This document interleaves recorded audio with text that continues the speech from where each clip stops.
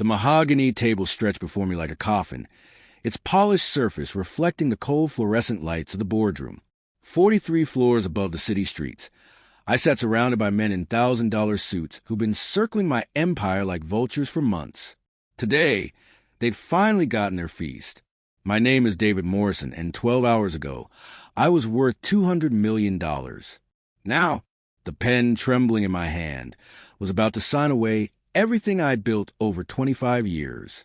Every late night, every sacrifice, every dream I'd turned into reality. Gone. The contract before me was thick as a phone book, but I knew what it meant without reading another word. Total liquidation. My tech company, my real estate holdings, my investments, all of it would be sold to cover debts I never saw coming. Debts that appeared overnight, like some kind of financial plague. "Just sign here, Mr. Morrison," said Patterson, my former business partner, his voice dripping with false sympathy. He pointed to a line marked with yellow tape, as if I were too broken to find it myself. The irony wasn't lost on me. 6 months ago, the same man had been begging me for a loan to save his failing restaurant chain. I could hear the whispers around the table. Jenkins from the bank, barely containing his satisfaction. Sarah from accounting, who'd been feeding information to my competitors for who knows how long. And then there was Martinez, my lawyer, or should I say, my former lawyer, who'd somehow forgotten to mention the fine print that led to this moment. The air in that room felt thick, suffocating. You know that feeling when you're drowning? When the water's closing over your head, and you realize you've been fighting a current too strong for any one person. That's where I was. 25 years of building, creating, employing hundreds of people, and it all came down to my signature on a piece of paper. I thought about my daughter Emma, starting college next month, about my ex-wife Rebecca, who'd been right when she said success without integrity was just another form of failure, about the employees who trusted me, who had families to feed, who believed in the vision we'd all built together. The pen felt like it weighed 1,000 pounds. That's when I heard the soft squeak of rubber soles on marble flooring. The sound was so out of place in this temple of corporate warfare that it made everyone turn. Through the glass doors came Miguel, the night janitor, 60-something, with weathered hands and kind eyes that had seen everything these walls had to offer. Security moved to intercept him, but he raised his hand. "Disculpe, senors. I just need one moment with Mr. Morrison. This is highly irregular," Patterson snapped. "We're in the middle of—" "It's fine," I said, surprised at myself. What did I have to lose at this point? Miguel approached my chair with the quiet dignity of a man who'd spent decades invisible in plain sight. He leaned down, close enough that I could smell the industrial soap on his uniform, and whispered 6 words that stopped my world. "They moved the money last Tuesday." I froze. The pen slipped from my fingers and clattered onto the contract. Around the table, confused murmurs started, but they sounded miles away. My heart hammered against my ribs as Miguel straightened up, gave me the slightest nod, and walked back toward the door. "Mr. Morrison?" Patterson's voice cut through my shock. "Is everything all right?" I stared at the contract, but the words had become meaningless symbols. Last Tuesday, the same day my accountant had called in sick, the same day the wire transfers had mysteriously failed, the same day that $30 million had vanished from accounts that should have been untouchable. How could a janitor, a man who emptied wastebaskets and mopped floors, know about money movements that my own financial team couldn't explain? The room waited in silence. 12 pairs of eyes watched me like spectators at an execution, waiting for me to pick up that pen and seal my fate. But something had shifted. That spark Miguel had ignited was growing into something I hadn't felt in months. Hope. Or maybe it was just the first taste of revenge. Before I reveal what happened next, please take a moment to subscribe. These videos take me dozens of hours to research, write, and narrate. Your support keeps stories like this alive. I pushed back on the table and stood up. The contract remained unsigned. "Gentlemen," I said, my voice steadier than it had been in weeks, "I think we need to postpone this meeting." The eruption of protest that followed could have shattered glass. But for the first time since this nightmare began, I was the one walking toward the door. And as I did, One question burned in my mind like a brand. What else did Miguel know that could change everything? The elevator ride to ground floor felt like descending into purgatory. Each floor that passed gave me more time to second-guess myself. Had I just thrown away my last chance at salvation because of 6 words from a stranger? The vultures upstairs were probably already dividing my assets among themselves, celebrating my moment of weakness. But those words kept echoing. They moved the money last Tuesday. The lobby was nearly empty. Just a security guard reading his newspaper and the soft hum of after-hours cleaning equipment somewhere in the distance. I found myself following the sound, my leather shoes clicking against the polished granite with each step. I discovered her in the executive wing, methodically wiping down the same conference tables where million-dollar deals were struck every day. Up close, I could see the intelligence in her eyes that I'd missed all these years.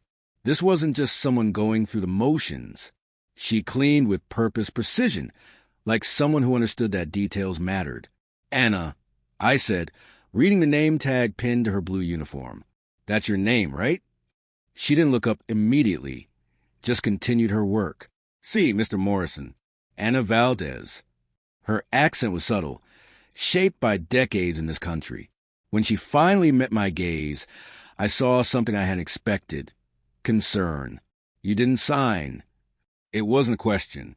"You said they moved the money," I pressed, glancing around to make sure we were alone.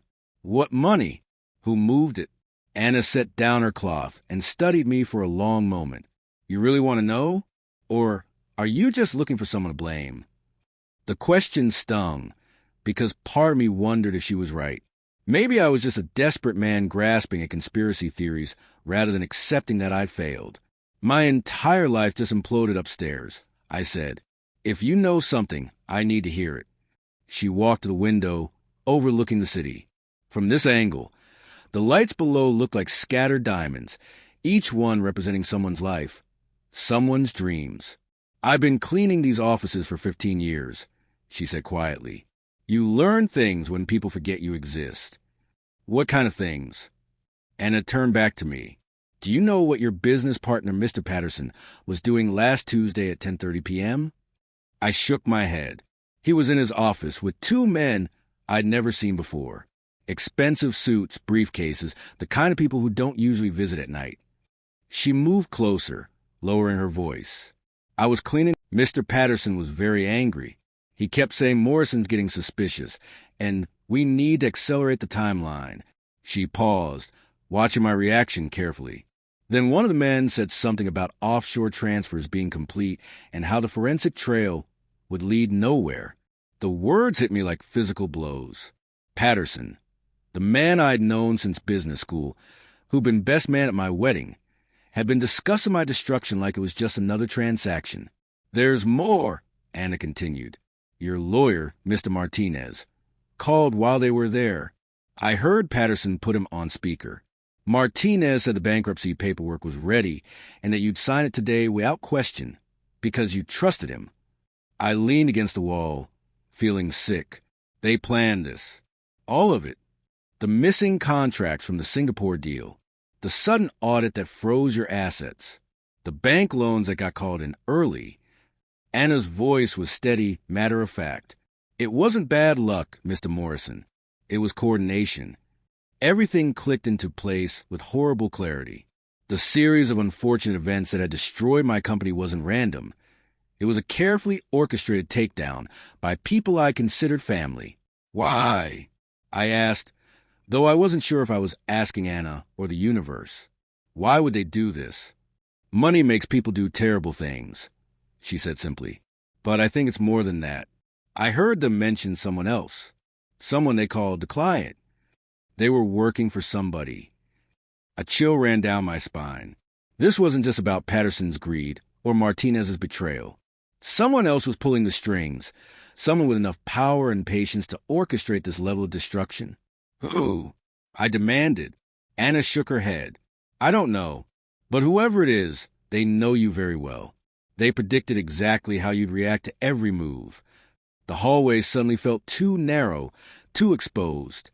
Someone who knew me intimately enough to predict my responses The list of possibilities was terrifyingly short. "Anna," I said, my voice barely above a whisper, "why are you telling me this? You could lose everything." She was quiet for a moment, her gaze distant. When she spoke, her voice carried the weight of years of struggle. "My son Diego is graduating college next month. Computer science. He was supposed to start working for your company in September." My chest tightened. "Diego."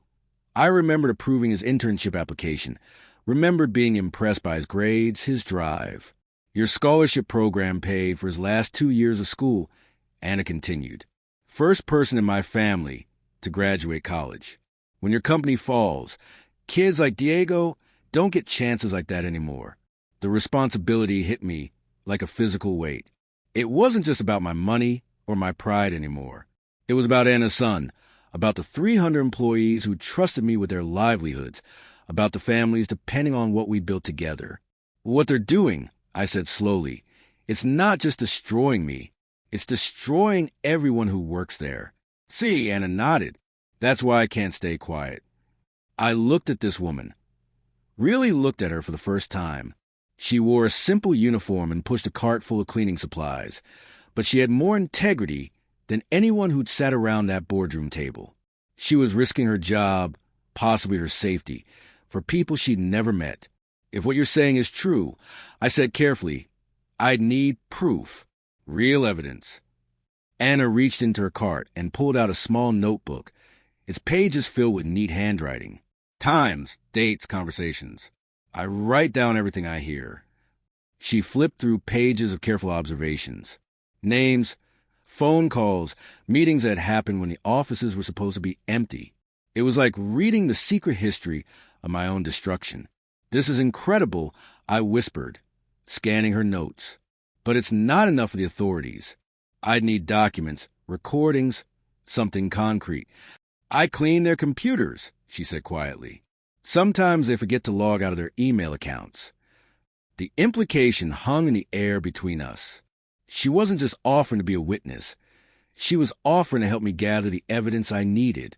But it would mean asking her to risk everything, to break laws, to put herself in danger. Standing there in that empty hallway, I faced the most important decision of my life. Trust the people who betrayed me and sign away everything I'd built, or trust a woman I barely knew and fight back against forces I didn't fully understand. Every rational instinct told me to walk away. Anna could be lying. She could be working for my enemies. She could be setting me up for an even bigger fall. The smart play was to cut my losses, sign a contract, and try to rebuild from nothing. But then I thought about Diego, about to start his career in the ashes of my company. About Emma, who'd grown up believing her father was someone who never gave up. About the employees who'd put their faith in me to protect what we'd built together.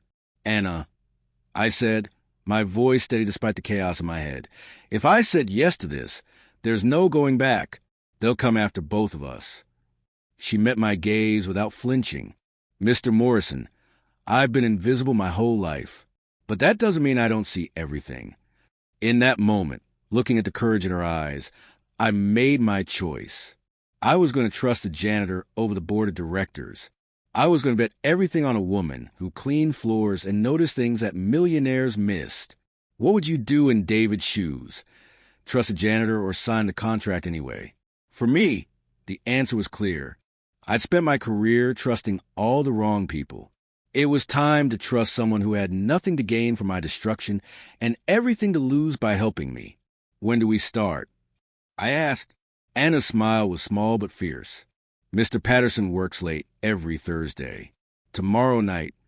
As I walked back to the elevator, Anna's notebook tucked inside my jacket, I realized that my empire might be crumbling, but my real education was just beginning. I was about to learn the difference between the people who smile to your face and the ones who tell you the truth when everything's falling apart. The war for my life's work was far from over. It was just getting started. The next morning, I sat in my home office staring at financial reports that had once been as familiar to me as my own heartbeat. Now, every number looked suspicious. Every signature seemed forged. Anna's notebook lay open beside my laptop, her careful handwriting a constant reminder that nothing was what it seemed.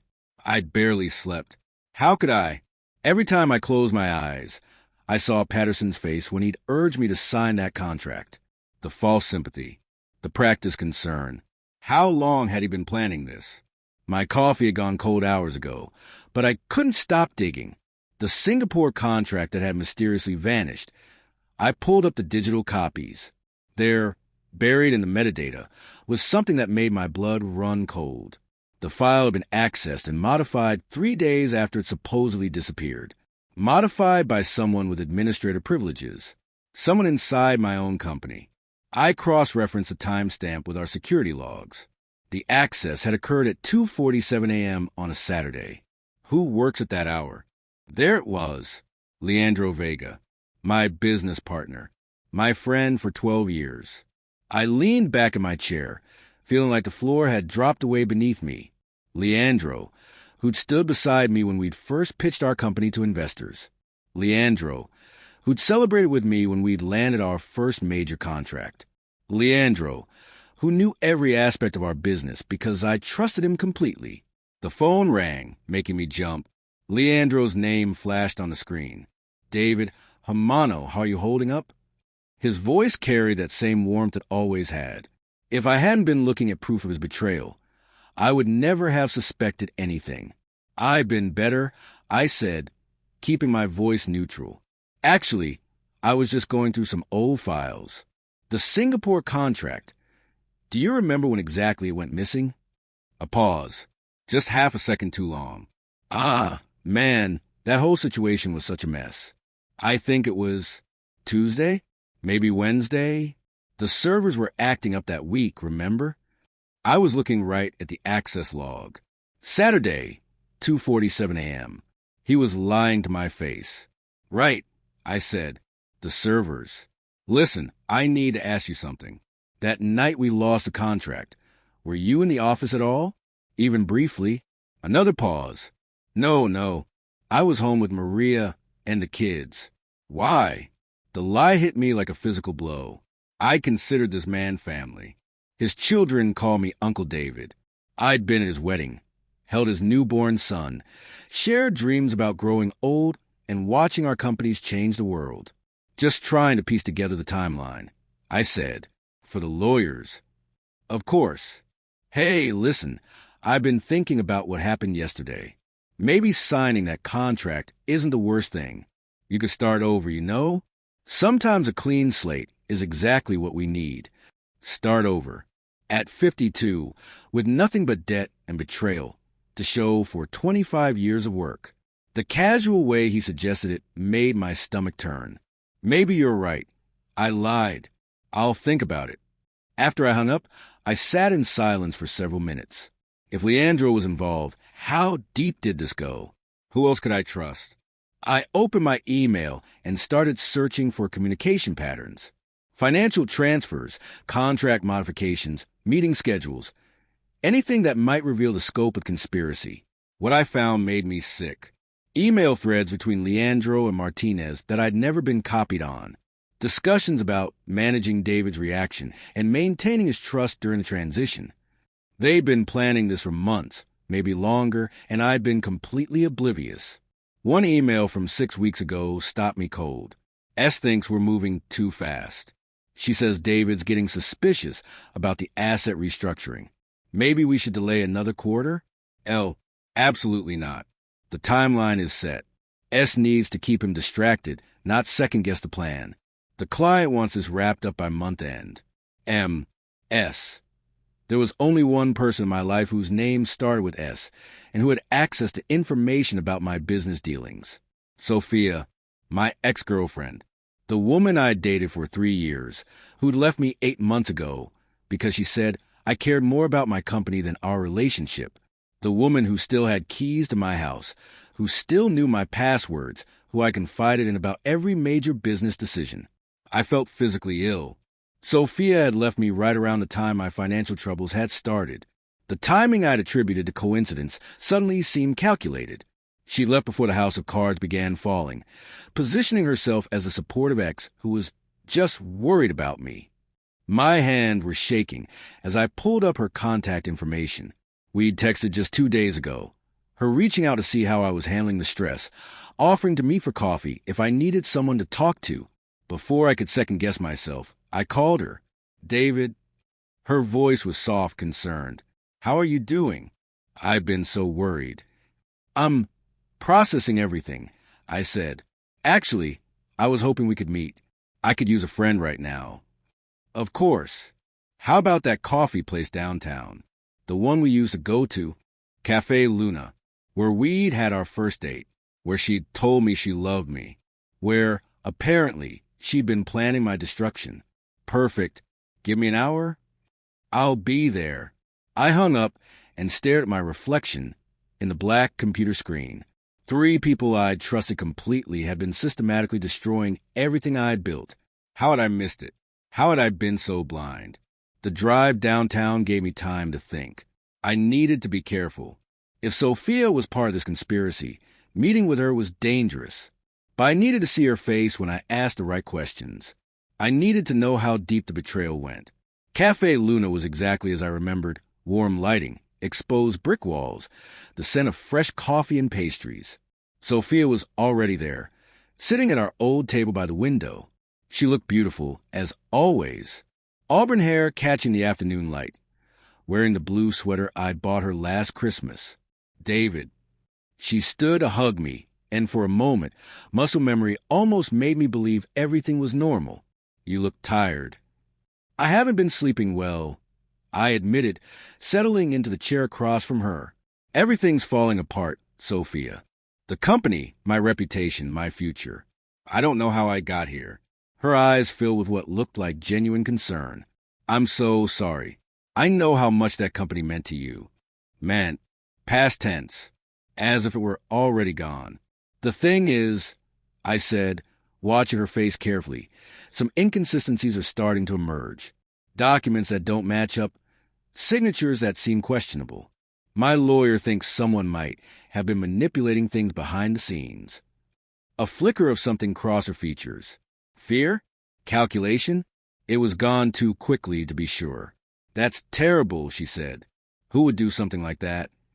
"I don't know yet, but they'd have to be someone close to me. Someone who understood my business, my habits, my weaknesses." I leaned forward. Someone who could predict how I'd react to different situations. Sophia's coffee cup trembled slightly as she lifted it to her lips. "David, you're starting to sound paranoid. Maybe the stress is getting to you more than you realize." Paranoid. The same word Patterson had used. The same dismissive tone that suggested I was losing my grip on reality rather than uncovering the truth. "Maybe," I said, "but here's what's interesting. All these problems started right around the time you and I broke up. Coincidence?" "David." Her voice carried a warning now. 8 months ago, you said I was too focused on work. You said I never made time for us. But looking back, you were always asking about business deals, always interested in the financial details. I thought you were trying to understand my world better." The mask was slipping now. I could see calculation in her eyes, the careful consideration of someone deciding how much truth to reveal. "You're imagining things," she said, but her voice lacked conviction. "Am I? Because I found some interesting emails this morning. Communications between my business partner and my lawyer that referenced someone called S, someone who was helping to monitor my reactions, my suspicions." I paused. Someone who was keeping me distracted while they dismantled everything I'd built.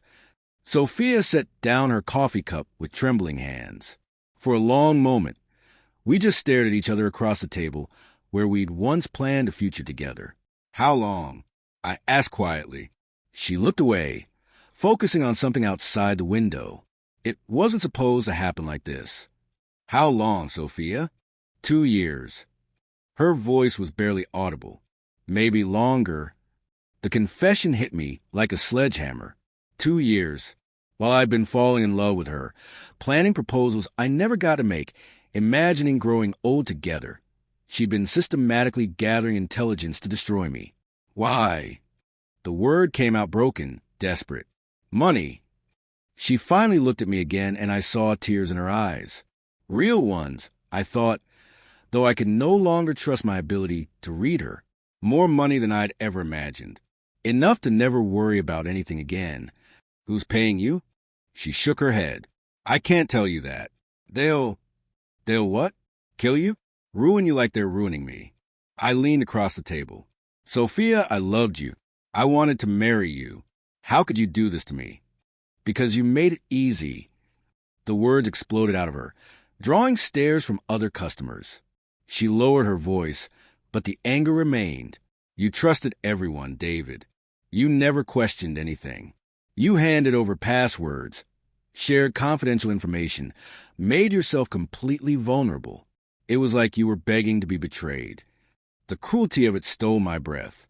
She was blaming me for trusting the people I loved. So this is my fault? No. Yes. I don't know. She wiped her eyes with her napkin. I never wanted to hurt you, but the offer was too good, and you were always going to choose your business over me anyway. I never had the chance to choose, I said. You took that away from me. We sat in silence for several minutes, the weight of betrayal settling between us like a physical presence. Around us, people continued their normal conversations, their normal lives, unaware that mine was disintegrating in real time. The person who hired you, I said finally. Someone I know? Sophia hesitated, then nodded slowly. Someone close to me? Another nod. I ran through the possibilities in my mind. Family members, long-term friends, business associates who'd known me for years. Someone with enough resources to orchestrate this level of destruction, enough patience to plan it over years, enough hatred to want to see me completely ruined. Have you ever ignored red flags about someone close to you? Did it come back to hurt you? Sitting there across from Sophia, I realized I'd been ignoring red flags for years. Her sudden interest in my business affairs, the way she'd encouraged me to trust Leandro more completely, her convenient departure right before everything started falling apart. The signs had been there, but I'd been too much in love, too trusting, too naive to see them. Whoever it is, I said, they're not going to stop with destroying my company, are they? Sophia's silence was answer enough. I stood up, leaving money on the table for coffee I couldn't taste. For what it's worth, Sophia, I hope the money was worth it, because you didn't just destroy my business. You destroyed any chance you had of becoming someone worthy of love. I walked away without looking back, but I heard her crying as I left. Outside, the city continued its rhythm, indifferent to my personal apocalypse. But something had changed inside me. The grief was still there, the betrayal still burned, but underneath it all was something new. Rage. Pure, focused rage at the people who'd systematically destroyed everything I'd built while pretending to care about me. They'd counted on my trust, my loyalty, my inability to see the worst in people I loved. They'd made a crucial mistake. They'd underestimated what I'd become when I finally stopped trusting and started fighting back. By Thursday evening, I'd uncovered enough evidence to fill a prosecutor's dreams. Shell companies, forged signatures, backdated documents. The paper trail of my destruction was meticulous and damning. But one question haunted me more than all the financial fraud combined. How did Anna know? I found her exactly where I expected. Cleaning the executive floor at 11 p.m., moving through the offices with practiced efficiency. But now I watched her differently. The way she organized her supplies wasn't random. The way she approached each desk followed a specific pattern. She wasn't just cleaning. She was conducting surveillance. Anna! She turned from Martinez's desk, unsurprised to see me. Mr. Morrison, you came. I need answers. I stepped into the office and closed the door behind me. Real answers. Because what you told me 2 days ago has turned my world upside down, and I'm starting to think there's a lot more to Anna Valdez than meets the eye. She set down her cleaning supplies and faced me fully. In the dim office lighting, she looked different, more composed. Less like someone who cleaned floors and more like someone who'd once commanded boardrooms of her own. What do you want to know? Start with how a janitor knows about offshore banking, money laundering, and corporate conspiracy. Most people in finance couldn't spot what you spotted. A sad smile crossed her face. Most people never had to learn the hard way. She walked to the window overlooking the city. From here, you could see the financial district spreading out like a circuit board, each building a node in the network of power and money that ran the world. 15 years ago, she began, I wasn't cleaning these offices. I was working in one of them. Corner office, secretary, company car. I was Anna Valdez-Chin, senior corporate consultant for Meridian Financial. I felt my assumptions crumble. You were in finance? I specialize in forensic accounting and corporate restructuring, the kind of work that involves finding hidden money and exposing financial fraud. She laughed bitterly. Ironic, isn't it? What happened? Anna turned back to me, and I saw decades of pain in her eyes. I discovered that Meridian was helping their biggest client hide assets from a federal investigation. $2 billion moved through shell companies across 3 countries. When I reported it, they didn't thank me. They destroyed me. She pulled off her cleaning gloves, revealing hands that bore the calluses of hard labor, but also the careful manicured nails of someone who still maintained dignity despite everything. They said I was mentally unstable, that I was fabricating evidence to get attention. They had me committed for psychiatric evaluation, 72 hours in a facility that felt more like prison than hospital. Her voice was steady, but I could hear the old anger underneath. When I got out, my professional licenses had been revoked. My client recommendations had disappeared. My bank accounts were frozen pending an investigation that never came. They blacklisted you. Completely. 15 years of education and experience became worthless overnight. No financial firm would hire me. No consulting agency would take my calls. I went from making $200,000 a year to applying for minimum wage jobs and getting rejected because I was overqualified. I sank into Martinez's leather chair, overwhelmed by the scope of what she was telling me. How did you end up here? Desperation. She picked up her spray bottle and began cleaning Martinez's desk again, but her movements were angry now, aggressive. My sister Maria was diagnosed with lupus around the same time. The treatments cost more than most people make in a year. I needed work, any work, and night cleaning was the only job that didn't acquire references they could destroy. Your sister, is she why you're working nights? Anna nodded. The insurance from this job barely covers her medications, but it's enough to keep her alive. I watch her work, seeing her with completely new eyes.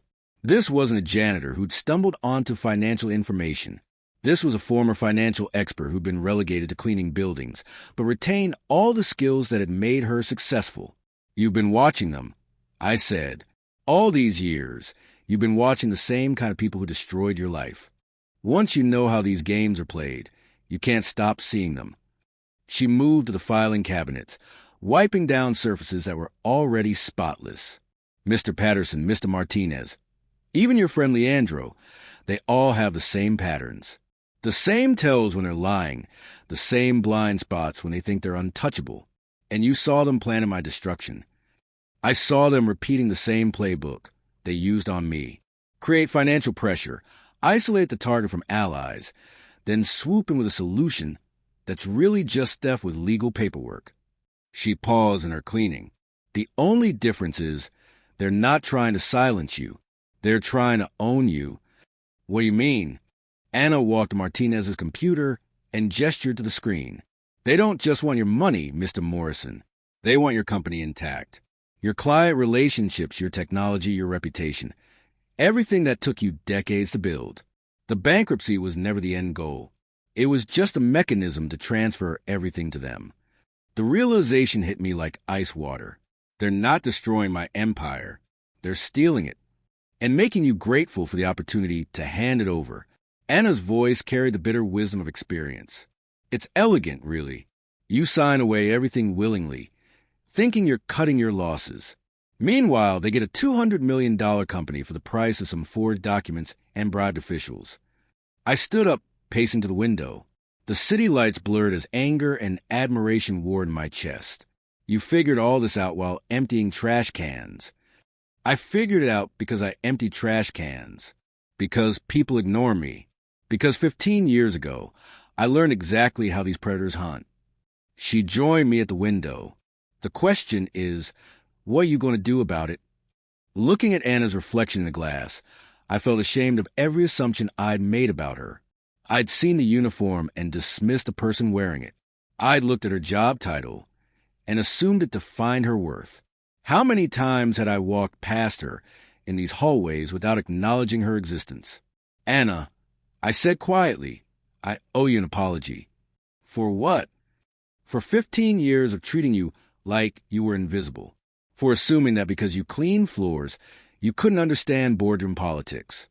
For judging your value based on your paycheck instead of your character. She was quiet for a moment. You weren't worse than anyone else. That's not good enough. I turned to face her directly. You have a brilliant mind, incredible skills, and more integrity than everyone upstairs combined. The system that put you here and them there isn't justice. It's just power protecting itself. Power always protects itself, Anna said. The question is whether good people are willing to fight back when they have a chance. Do you think society underestimates people based on their jobs? Standing there with Anna, I realized how completely I bought into that prejudice. I'd assumed that intelligence, worth, and capability were reflected in job titles and bank accounts. I'd been so wrong it was embarrassing. Anna, I said, I want to offer you something. When this is over, when we expose what they've done and get my company back, I want you to be my head of security and fraud prevention. Full benefits, stock options, the works. Your experience fighting these people makes you exactly what I need. She stared at me for a long moment, then laughed, a sound filled with years of suppressed hope. You're assuming we're going to win. We are going to win, because they made the same mistake with you that I did. They assumed your job defined your capabilities. They never imagined that the person emptying their trash cans was documenting their crimes. Anna walked back to her cart and pulled out a thick folder I hadn't noticed before. Copies of everything. Financial records, email printouts, recorded conversations from when they thought the offices were empty. She handed it to me. 15 years of being invisible taught me that the best investigators are the ones nobody sees coming. I opened a folder and saw months of meticulous documentation. Bank routing numbers, meeting transcripts, photographs of documents they thought were secure.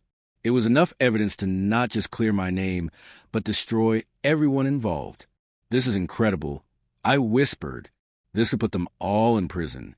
It could, but first, we need to figure out who's really in charge. Because Mr. Patterson, Mr. Martinez, even your ex-girlfriend, they're just employees.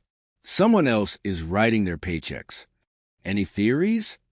Anna was quiet for a moment, organizing her supplies with practiced efficiency. Whoever is has been planning this for years.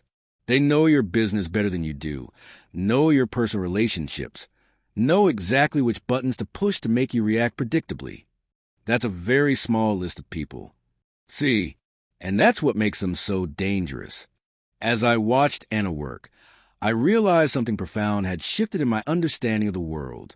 For years, I'd equated success with worth, position with intelligence, wealth with wisdom.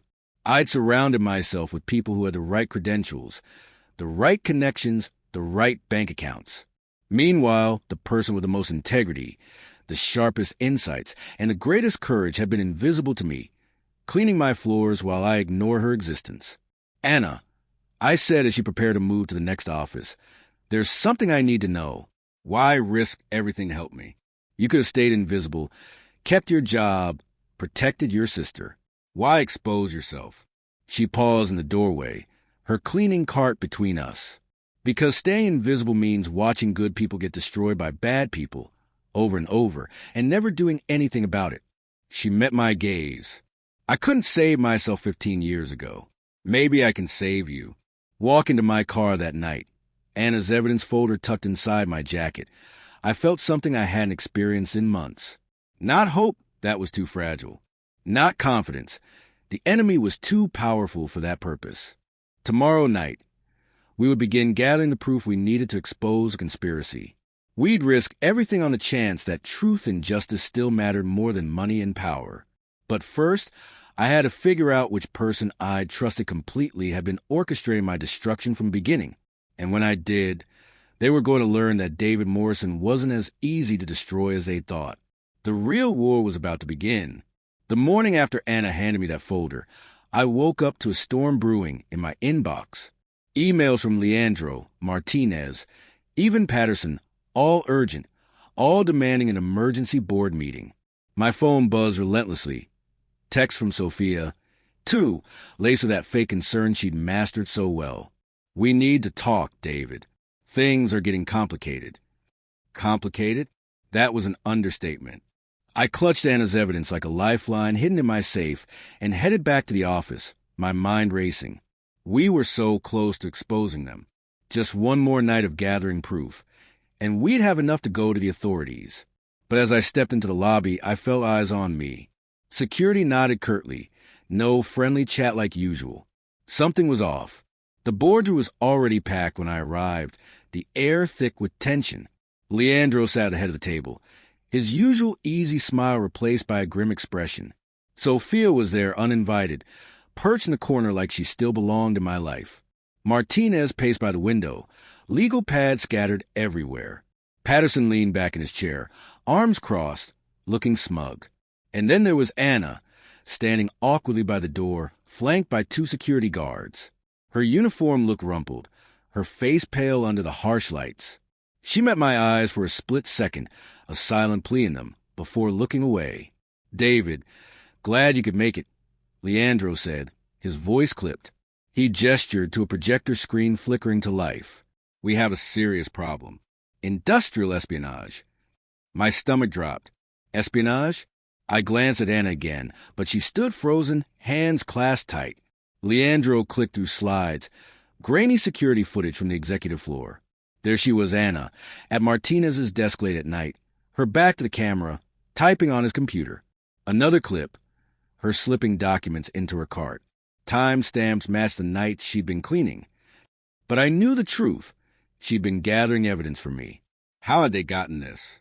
This woman, Leandro continued, pointing at Anna like she was Exhibit A, has been accessing confidential files, emailing sensitive data to unknown recipients. We've traced IP addresses to offshore servers. She's been spying on us for months. Anna's voice broke the silence, steady but edged with fear. That's not true. Save it, Martinez interrupted, slamming a folder down. We found your notebook in the janitorial closet. Pages of our financial records, meeting notes, even personal emails. You think we're idiots. The room erupted in murmurs. Jenkins from the bank shook his head. Sarah from accounting whispered something to Patterson, who smirked. I sat there, heart pounding, piecing it together. Leandro and Sophia, they must have caught wind of our plan. Maybe Sophia had bugged my phone after our coffee meetup, or Leandro had hacked the security cams. They'd twisted the footage, made Anna's help look like theft. They were framing her to discredit anything she might say. Sophia stood up then, her voice soft but venomous. David, I hate to say this, but I warned you about getting paranoid. Now we know why things have been falling apart. She's been selling our secrets. Our secrets? As if she hadn't been the one leaking them. I wanted to scream at all, the emails, the betrayals, the whole conspiracy. But the words stuck in my throat. Leandro was my oldest friend. Sophia, despite everything, had been my love. And here, in this room full of suits and stares, fear gripped me. What if I spoke up and they turned the frame on me? Accused me of colluding with her? My company hung by a thread. One wrong move, and I'd lose any chance to fight back legally. Anna Valdez, Patterson said, standing now, his tone official like a judge passing sentence. You're fired, effective immediately. Security will escort you out. And expect a visit from the police. Corporate espionage is a felony. The guards moved toward her. Anna didn't resist, but as they grabbed her arms, she looked right at me. Mr. Morrison? David, tell them the truth. The room went silent, all eyes on me. This was my moment. Stand up for her. Expose the frame job. Fight like she'd fought for me. But loyalty to Leandro, to the life I'd known, clashed with the terror of losing everything. What if they had more footage? What if defending her made me look guilty? My mouth opened, but nothing came out. I just sat there, frozen, watching as they dragged her toward the door. Traitor, someone muttered. Laughter rippled through the room, cold, mocking. Patterson chuckled. Can you believe it? The janitor thinking she could play in our league. Sophia joined in her laugh like knives. Pathetic, stealing scraps while we build empires. Anna's shoulders slumped as the humiliation sank in. 15 years of quiet dignity, shattered in seconds. The guard shoved her into the hallway, and I heard her muffled protest. I was helping him. He knows. But I didn't move, didn't speak. The door clicked shut, and the meeting continued as if she'd never existed. Leandro patted my shoulder. Don't worry, Hermano. We'll clean this up. Sign the papers, and we can move forward. I nodded numbly, the guilt already churning in my gut. What had I done? By afternoon, the news had spread like wildfire through the building. Whispers in the elevators, snickers in the break room. Did you hear about the cleaning lady? Thought she was a spy thriller hero. Employees I'd led for years now mocked her openly. Someone even posted a meme in the company Slack, a cartoon janitor with binoculars caption, "When the mop lady thinks she's James Bond." Laughter emojis flooded in. I retreated to my office, door locked, staring at my phone. A text from Anna popped up. "Why didn't you say anything? I trusted you." I typed a response, deleted it, typed again. Nothing felt right. Instead, I watched from my window as security dumped her belongings into a cardboard box on the sidewalk. Her notebook, our evidence, confiscated. Her uniform stripped away in the HR office, replaced with street clothes that looked too worn for the woman I now knew her to be. The public shaming didn't stop there.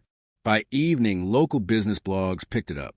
Tech mogul's janitor caught in espionage scandal. Anonymous sources, Leandro's doing, no doubt, painted Anna as a desperate immigrant scheming for quick cash. Comment sections exploded. Deport her. Typical low-wage crook. Morrison's too soft. He should have seen it coming. Anna lost everything that day. Her job, gone. Her reputation, shredded. I learned later that the frame job extended to her personal life. They'd tipped off her sister's healthcare provider about fraudulent employment, freezing her insurance. Maria's treatments, on hold. Diego's internship offer, revoked with a cold email, due to recent events involving your family. Her small apartment, already a stretch on her salary, now loomed as eviction bait without income. I paced my empty house that night, the silence deafening. The folder she'd given me sat on my desk, useless now without her testimony to back it up. They'd outmaneuvered us perfectly, using my silence as the final nail. Guilt clawed at me, raw, unrelenting. How could I have frozen like that? Me, the man who'd built an empire from nothing, reduced to a coward in the face of old loyalties. Leandro's betrayal stung, but my own weakness burned deeper. I let fear of losing my crumbling world stop me from saving hers. Questioning everything now. Was I really the leader I pretended to be? Or just another suit, protecting my own skin? Lying in bed, staring at the ceiling, I replayed her look in that boardroom. The plea, the betrayal in her eyes when I stayed silent. I'd failed her, just like the system had failed her 15 years ago. And now, with Anna disgraced and isolated, the conspirators were closing in tighter. My time was running out. Would you forgive David? Forgive me for not standing up for Anna in that moment? For letting fear and misplaced loyalty silence the truth when it mattered most? The next day brought no relief. Calls from reporters, more emails demanding I sign the liquidation papers. But underneath the chaos, a fire started building. Guilt was turning to resolve. I couldn't undo what I'd done to Anna, but maybe I could make it right. Maybe it was time to stop freezing and start fighting alone. The real betrayal wasn't just from them. It was from myself. And that realization was about to change everything. The morning after Anna handed me that folder, I woke up to a storm brewing in my inbox. Dozens of emails from Leandro, Martinez, Patterson, all marked urgent, all summoning me to an emergency board meeting at 10 a.m. sharp. My phone wouldn't stop vibrating. Text from Sophia, her words dripping with that calculated sweetness. "David, we need to talk ASAP. This is serious." Serious? After what she'd admitted at the cafe. Everything felt like a threat. I shoved the phone aside and checked Anna's folder again, scanning the copied emails, the photographed documents. It was gold, proof of the money moves, the forgeries. We just needed one more piece. Access to Patterson's private server tomorrow night. Then we'd have them. But as I drove to the office, doubt crept in. How had they not noticed Anna's surveillance? She was good, but these people were sharks. Parking in my reserved spot felt wrong now, like stepping into enemy territory. The lobby security guard, usually chatty, just nodded stiffly. "No, good morning, Mr. Morrison." The elevator ride-up felt endless, each ding ratcheting my pulse. The boardroom doors were open when I arrived, the room already humming with low voices. Leandro at the head, fiddling with a laptop. Sophia in the corner, uninvited but acting like she owned the place, sipping coffee with that serene smile. Martinez paced, legal briefs in hand. Patterson sat smug, fingers steepled, and there, by the door, flanked by two burly security guards, stood Anna. Her blue uniform hung loose, like she'd lost weight overnight. Her eyes met mine, wide with alarm, but she quickly looked down, hands twisting at her sides. "David, take a seat," Leandro said, his tone all business, no warmth. "No Hermano this time." He clicked a remote, and the projector whirred to life, casting blue light across the mahogany table. "What's this about?" I asked, trying to keep my voice steady as I sat. Anna shifted. The guards tightened their grip on her arms. "Espionage," Leandro said flatly. "Corporate theft. We've got proof." The word hit like a gut punch. Slides flashed up, security cam footage, timestamp from the past week. Anna at Martinez's desk, 11:47 p.m., her fingers on the keyboard. Another angle. Her photographing papers with her phone, tucking them into her cleaning cart. A third clip showed her emailing from a company terminal. Zoomed in on the screen. Recipient blurb but labeled unknown offshore. Anna's voice cut in, sharp but controlled. "That's not what it looks like. I was investigating." "Quiet," Martinez snapped, tossing a notebook onto the table. It was hers, the one she'd shown me, filled with notes. "We found this in your locker. Detailed records of our finances, private conversations. You've been spying, selling data to competitors."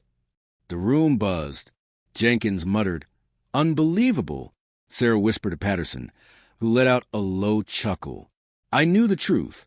Those clips were real but context twisted. She'd been gathering for me, not against us. Leandro and Sophia, they'd pieced us together after my confrontations. Maybe Sophia had planted a tracker during our hug at the cafe. Or Leandro had reviewed cams after I probed him about the Singapore file. Sophia spoke up, her voice honeyed poison. "David, I tried to warn you. Your paranoia, it's led to this. She's the leak. The reason everything's crumbling." I gripped the table edge, nails digging into wood. This was retaliation, pure and simple. Frame Anna, discredit her, make any evidence she looked stolen. If I spoke now, revealed our alliance, they'd spin it as me being in on it, conspiring with a spy. My company, my life, already on the brink. Loyalty to Leandro tugged at me. We'd built this together. Fear of Sophia's reach paralyzed me further. She knew too much, could destroy what little reputation I had left. Patterson stood, addressing Anna directly. "Ms. Valdez, you're terminated. Security, remove her. We'll be pressing charges for theft and espionage. Expect the police at your door." The guards yanked her arms. Anna stumbled, then steadied, turning to me. "David, please. Tell them why I was really there. Tell them about the conspiracy." All eyes swung to me. The air thickened, expectant. This was it, the payoff moment. Defend her. Expose Leandro's lies, Sophia's betrayal. But the words died. My throat closed. What if they had backup plans? More forged proof against me? Fear won. Loyalty to the past, to friendships now poisoned, kept me silent. I averted my eyes, staring at the table's grain. Laughter broke out. Patterson's barked first. "Look at her," begging. "The nerve." Sarah snickered. Janitor playing detective. How cute. Sophia joined, her giggle cutting deep. Desperate times, I guess. Mocking herself by thinking she mattered. Anna's face crumpled under the mockery. Dignity stripped. She was marched out, head down. I heard her in the hall. "He knows the truth." He'll tell you. But I didn't. The meeting plowed on. Discussions of damage control, new security protocols. Leandro slid the liquidation contract my way again. This cleans the slate, David. Sign and we move past this mess. I mumbled agreement. Guilt flooding in like acid. I'd failed her. Word spread fast. By lunch, the office was alive with gossip. In the break room, I overheard. The cleaning lady? Espionage? Hilarious. Someone printed flyers. Caricatures of Anna with a spy hat. Posted on bulletin boards. Slack channels blew up with memes. When your mop bucket hides state secrets. Emojis of laughing faces. Thumbs down. Media caught wind by afternoon. Business Insider ran it first. Morrison Tech janitor busted in corporate spy scandal. Leaks painted her as a scheming opportunist. Anna's world collapsed. No job, no severance, fire for cause. Her sister's insurance lapsed. Treatments halted. Diego's future?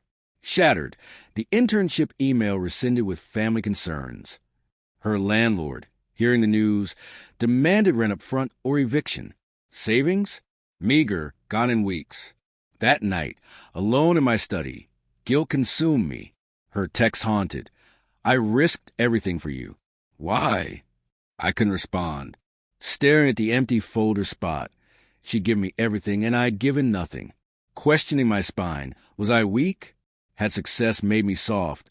Too afraid to lose status? Frozen by old ties, I'd let a hero fall. Would you forgive David for not standing up for Anna in that moment? For letting fear silence him when her life hung in the balance? The guilt fueled a shift. Tomorrow, I'd find a way to make it right. Alone if I had to. The fallout wasn't just hers, it was mine, and it was time to rise from it. The days after Anna's firing blurred into a haze of isolation and regret. I locked myself in my home office. The walls closing in like the boardroom had that fateful morning. Her text still glowed on my phone screen. I trusted you. I hadn't replied. Couldn't. Instead, I dove into the digital trenches, hacking away at the remnant of evidence she'd given me. My company's servers, still accessible, barely, held fragments I'd overlooked. Late nights turned into early mornings, coffee cups piling up like accusations. I wasn't sleeping, wasn't eating. Guilt was my fuel now. It started with the forged contracts. I pulled up the Singapore deal files again, cross-referencing timestamps with Anna's notes. There, in the metadata buried deep, alterations made from Leandro's IP address. Not just modifications. Entire clauses inserted post-signature. Penalties inflated. Deadlines shifted to trigger defaults. I zoomed in on the digital signatures. Mine looked legit, but Patterson's? Pixelated edges, like it had been cut and pasted from an old scan. I ran it through forensic software I downloaded in desperation. The verdict flashed red. Forgery. My hand shook as I printed it out, adding it to the growing stack on my desk. But that was just the tip. I remembered Anna mentioning secret recordings, conversations she'd overheard but never captured. Digging deeper into the office cloud storage, I found deleted audio files in the recycle bin. Someone had been sloppy. Restoring them took hours, my heart racing with each progress bar. The first clip played, Leandro's voice muffled but clear, talking to Martinez late at night. David's too trusting. Will slide the offshore transfers through his blind spots. Sophia's keeping him distracted. Laughter followed, cold and calculated. Another recording. Sophia on speakerphone with Patterson. He's crumbling. Push the audit now and he'll sign anything. Proof. Undeniable. Their voices, their words, sealing their betrayal. I saved copies everywhere. Cloud drives, USBs, even emailed to a burner account. If they came for me, this would survive. The evidence pile grew, a fortress against my doubt. But staring at it all, one face haunted me. Anna's. Her humiliation replayed in my mind. The mockery. The guards dragging her out. I'd stood by, silent. A coward in a suit. Guilt twisted like a knife. Sharper with each revelation. These weren't just business moves. They were personal attacks orchestrated by people I'd loved. And Anna? She'd seen it coming. Risked everything to warn me. I owed her more than silence. I owed her justice. Finding her wasn't easy. No company records anymore. She'd been erased. I drove to the building after hours, cornered a sympathetic night guard who'd seen it all. Anna Valdez. I said, slipping him 100. Address? He hesitated, then scribbled it down. A modest apartment complex on the city's edge, the kind with peeling paint and buzzing fluorescents. I parked a block away that evening, rain pattering on my windshield like impatient fingers. What if she slammed the door? What if she called the cops? But guilt propelled me out of the car, up the cracked steps to Unit 2B. I knocked softly, heart thundering. Footsteps inside, then the door creaked open on a chain. Anna's face appeared, guarded, eyes red-rimmed from what looked like recent tears. She wore a simple sweater and jeans, no uniform now, just exhaustion etched into her features. Mr. Morrison. Her voice was flat, a wall between us. What do you want? Anna, please. Can I come in? I need to talk. She eyed me for a long moment, rain dripping from the eaves. Then with a sigh, she unlatched the chain and stepped aside. The apartment was small, tidy despite everything. Photos on the walls, a young man in a cap and gown. Diego, I assumed. An older woman smiling from a hospital bed. Her sister Maria. The air smelled of rice and spices. A pot simmering on the stove. She gestured to a worn couch, but didn't sit herself. Arms crossed. She stood by the kitchen counter, waiting. I didn't waste time. I'm sorry, Anna, for everything.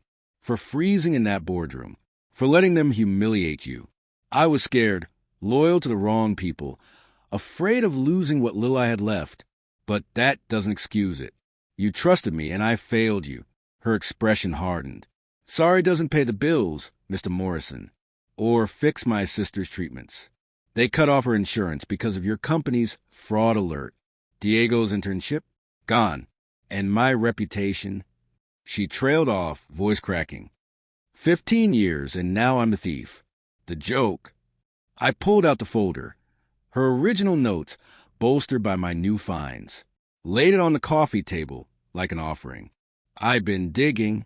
Forged contracts from Leandro's computer. Recordings of them plotting. It's all here. Proof that exposes him completely. But I can't do this alone. I need you, Anna. Your expertise, your testimony. Together, we can take them down. Get your job back. Clear your name.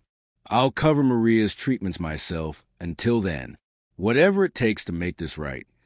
She stared at the folder, unmoving. Rain drummed against the window, filling the silence. Why should I believe you? Last time I helped, you watched them destroy me. Stood there like I was nothing. The word stung, deserved. I met her gaze, letting the shame show. Because I see you now, Anna. Not as a janitor, but as the brilliant woman who outsmarted them all. The one with more courage than I've ever had. I was blind, wrapped up in my world, ignoring yours. But this evidence? It's our weapon. We expose them to board, the authorities, the press. They framed you to silence us. Let's make them regret it. She paced to the window, back to me, shoulders tense.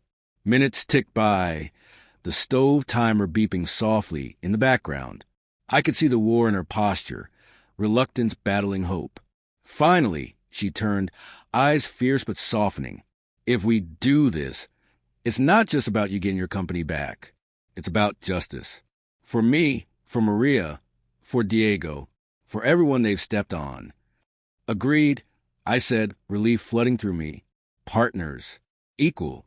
She nodded slowly, a reluctant smile breaking through. Okay, but if you freeze again, I'm done. We sat then, spreading the evidence across the table. Hours passed as we pieced it together. Her forensic eye spotting patterns I'd missed, my resources filling in gaps. Laughter crept in unexpectedly, born from shared outrage. Look at this email, she said, pointing. Patterson's arrogance, leaving digital. Our hands brushed as we sorted papers, a spark of connection in the chaos. As the night deepened, something shifted between us. Not romance, that was too raw, too soon. But bond, forged in betrayal's fire. She shared more about her fall from Meridian, the nights she cried herself to sleep. I opened up about my divorce, how success had isolated me from real relationships. You've taught me more in days and boardrooms ever did, I admitted. She looked up, eyes warm. And you've given me a chance to fight back. Finally, by dawn, our plan was solid. Infiltrate the office one last time, grab the final server logs, then go public. Walking me to the door, Anna paused. Thank you for coming here. For seeing me. No, I said. Thank you for giving me another shot. Standing in the rain-soaked doorway, watching her silhouette against the warm light inside, I felt the weight lift slightly. Redemption wasn't just about evidence. It was about rebuilding trust. Ours was fragile, but real. And with Anna by my side, the alliance felt unbreakable. Do you believe people deserve a second chance after betraying your trust? I was banking everything on yes, and hoping Anna felt the same. The storm outside raged on, but inside me, purpose burned brighter. Tomorrow we'd strike back. The betrayers had no idea what was coming. The boardroom loomed like a battlefield that morning. The same mahogany table now a stage for the final act. Sunlight sliced through the blinds, casting long shadows across the polished surface, as if the room itself knew judgment was coming. I'd barely slept, replaying our plan with Anna until dawn. We had the evidence. Forged contracts, secret recordings, even anonymous witnesses from inside the company who come forward after a firing. Tucked in my briefcase, USB drives, printed transcripts, everything to dismantle their empire of lies. Anna waited in the lobby, dressed sharp in a black blazer and slacks. No uniform this time. She looked like the executive she'd once been. Her eyes steady as we rode the elevator up. Ready? I whispered. She nodded. For 15 years overdue. We stepped in early, claiming seats at the far end. The air hummed with the scent of fresh coffee and stale ambition. One by one, they arrived. Leandro first, flashing that brotherly grin, but his eyes darted. Nervous? Patterson lumbered in next, barking into his phone about some deal, his suit straining at the seams. Martinez followed, briefcase in hand, all polished calm. And Sophia, slipping in last, her auburn hair perfect, that blue sweater again like a taunt. She caught my eye, offered a pitying smile. The board filled out. Jenkins from the bank, Sarah from accounting, a few investors I'd once called allies. 12 pairs of eyes, same as the day they tried to bury me. Leandro called the meeting to order, tapping his gavel lightly. All right, folks, David requested this emergency session. Says he has new information on the espionage mess. He air-quoted the words, chuckling. The room echoed with smirks. So, Hermano, floor's yours. But make it quick. We've got real business after this. I stood, heart pounding but voice steady. This isn't about espionage. It's about betrayal. Systematic fraud that's been eating my company from the inside. Murmurs rippled. Sophia leaned forward, eyebrow arched. I nodded to Anna, and I didn't uncover it alone. She rose beside me, projecting quiet authority. The room shifted, whispers turned into outright scoffs. Patterson barked a laugh. The janitor? You're bringing the fired spy back? This is Rich Morrison. Security. Hold on. I cut in. Anna Valdez isn't a spy. She's a forensic accountant with more credentials than half this table. And she's got proof. Leandro's grin faltered, but he recovered fast. Proof? From the woman we caught red-handed? Come on, David. This is desperate. You're grasping at straws because you can't accept failure. Sophia chimed in, her voice dripping honeyed disdain. David, sweetie, I get it. The stress is breaking you. But parading her around? It's embarrassing. For all of us. The mockery spread like fire. Sarah snickered. Yeah, what's next? The coffee guy testifying. Jenkins shook his head, muttering about wasting time. Martinez adjusted his tie, smirking. Legally, this is a joke. She's discredited. Anything she says is tainted. Anna didn't flinch. She opened her laptop, connecting to projector with calm precision. The screen flickered to life, displaying the first slide, a timeline of financial transfers. Let's start with facts, she said, her voice clear, cutting through the noise. Exhibit 1. $30 million moved offshore last Tuesday. Not vanished, redirected. To accounts linked to Mr. Patterson's shell companies in the Caymans. Patterson's face reddened. Lies. That's confidential. How did you? Because you left your email open, Anna continued, unfazed. She clicked to the next slide. Screenshots of emails, redacted just enough for clarity.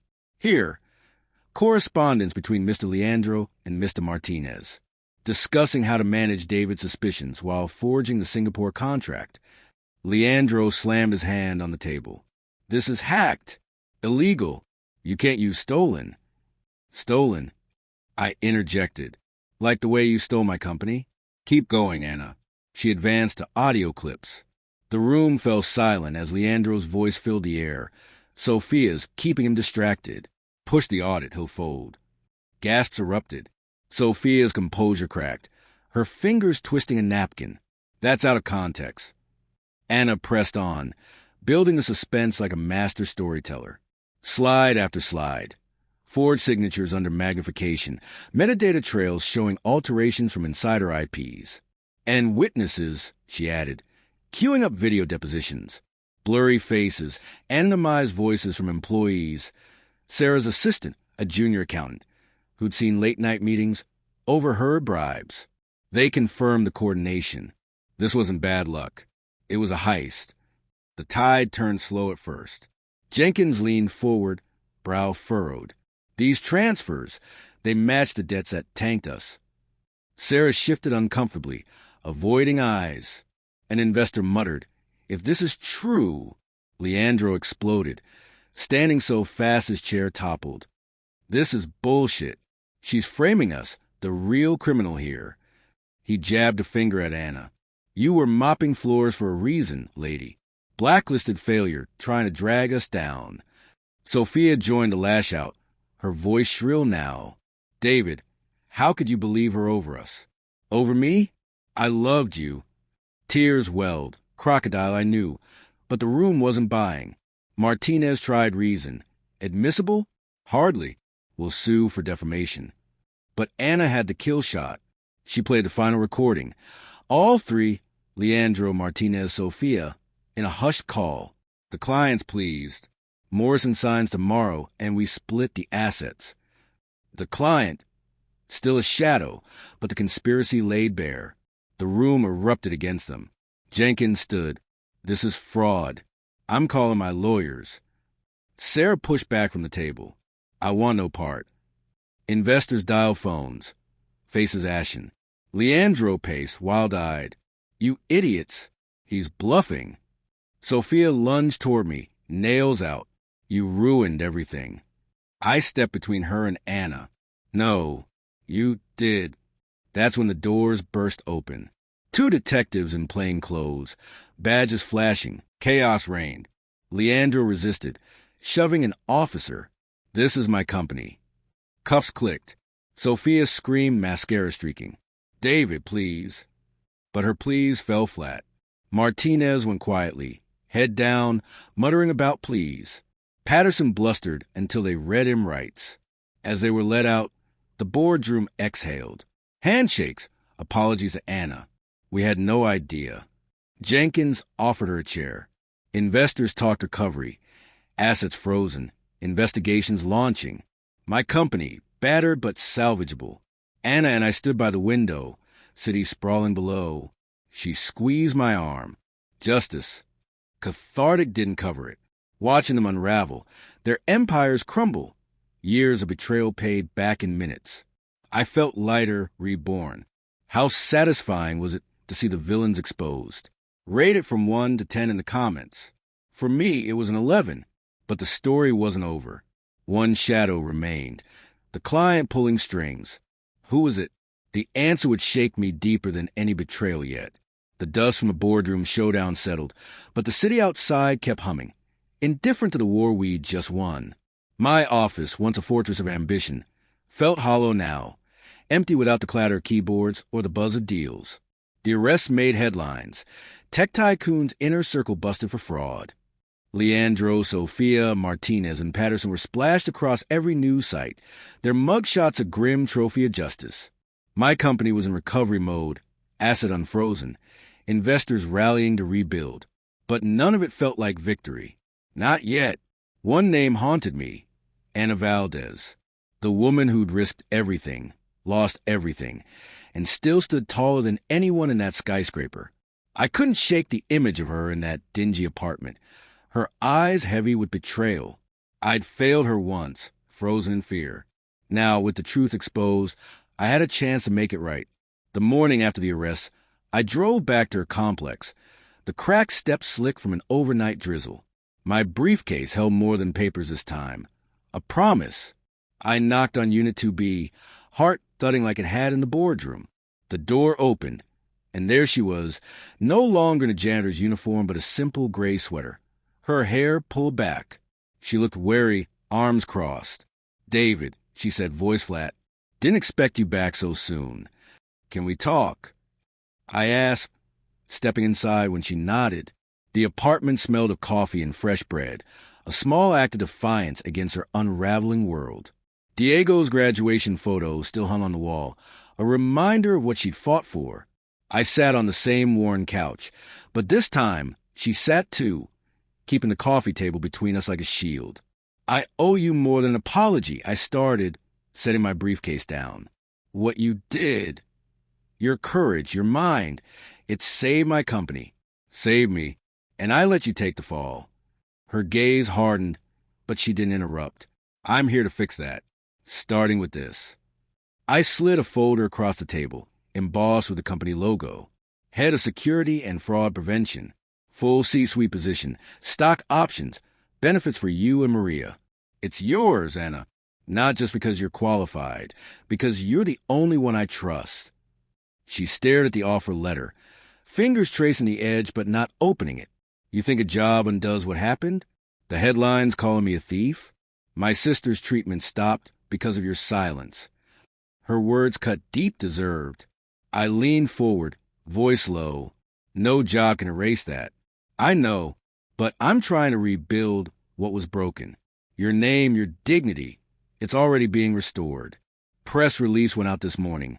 Full disclosure, you were framed, your evidence broke the case. The media's eating it up. Hero janitor exposed as corporate conspiracy. Check your phone. She hesitated, then grabbed her phone from the counter. Her eyes widened as she scrolled. Local woman's evidence topples tech titans. Valdez vindicated. The whistleblower who saved Morrison Tech. A small smile flickered, but it faded fast. "Words don't pay for Maria's meds, David. She's got weeks before the lupus flares again. No insurance, no hospital." I took a breath, reaching into my briefcase again. This part I kept quiet, even from her. I covered it. Maria's surgery. Scheduled for next week at St. Luke's. Full treatment plan, paid up front, no strings. I worked it out with the hospital yesterday. They're reinstating her care retroactive.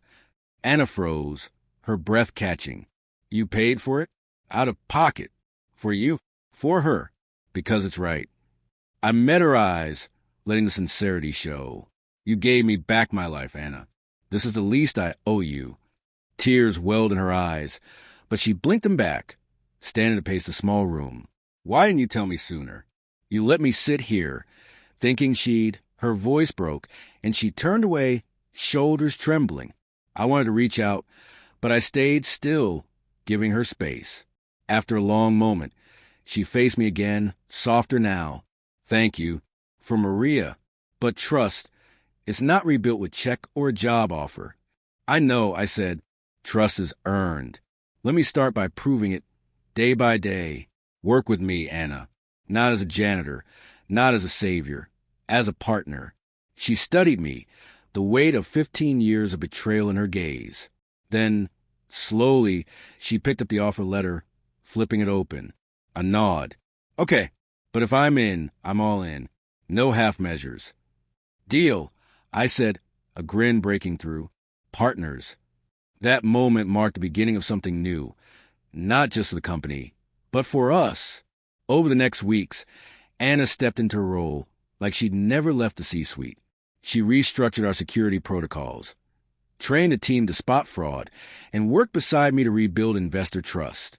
Board meetings weren't the same anymore.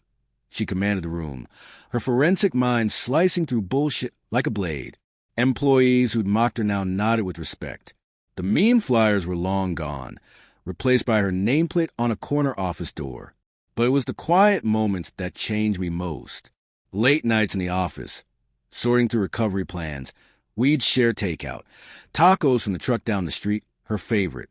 She'd laugh about Diego's latest coding project, or I'd tell her about Emma's college adventures.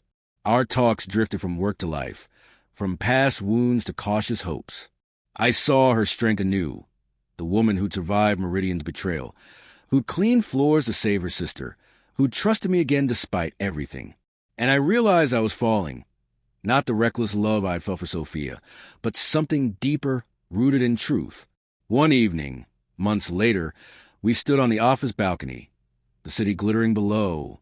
The company was stable, profits creeping up, Maria recovering in the hospital. Anna leaned on the railing, wind tugging at her hair. "You know," she said, "I used to think dignity was something you could lose forever, that they'd taken it from me. But standing here with you, I feel it again." I turned to her, heart full. "You gave me something better than money, Anna. Loyalty. The real kind. I spent years chasing wealth, thinking it defined the best," I said, and without thinking, I took her hand. It felt right, steady. "Anna, I don't want this to just be work. I want us together. For real." Her breath hitched, but she didn't pull away. "You sure you're ready for a partner who sees through every lie?" "I'm counting on it." I laughed. She squeezed my hand, a promise in her grip. "Then let's see where this goes." A year later, we stood in a small garden venue, surrounded by faces that mattered. Emma, radiant as my best woman. Diego, grinning as he adjusted Anna's veil. Maria, healthy and tearful in the front row. The officiant's words faded into background as I looked at Anna, her white dress glowing under the afternoon sun. We'd rebuilt more than a company. We'd built a life. Vows exchanged, we kissed a cheers, her lips warm and certain against mine. The crowd faded, and for a moment it was just us, two people who'd found each other in the ashes of betrayal. Walking hand in hand to the reception, I thought about the journey here. The client who'd orchestrated it all, we never found them. A shadow that slipped away. But it didn't matter. We'd won what counted. A life built on truth, loyalty, and love. I used to think wealth was a number in a bank account, a name on a skyscraper. But standing beside Anna, I knew better. True wealth was her courage, Maria's recovery, Diego's future at our company. It was the integrity we'd fought for, the kindness we'd shown, the love we'd earned. What's the one thing in your life that's worth more than money? Drop it in the comments. I'm curious to hear what you've learned about true wealth. As we danced under string lights, Anna whispered, "Worth the fight." "Every second," I said, pulling her closer. The music swelled and the world felt right. We'd closed one chapter, but our story, our real story, was just beginning.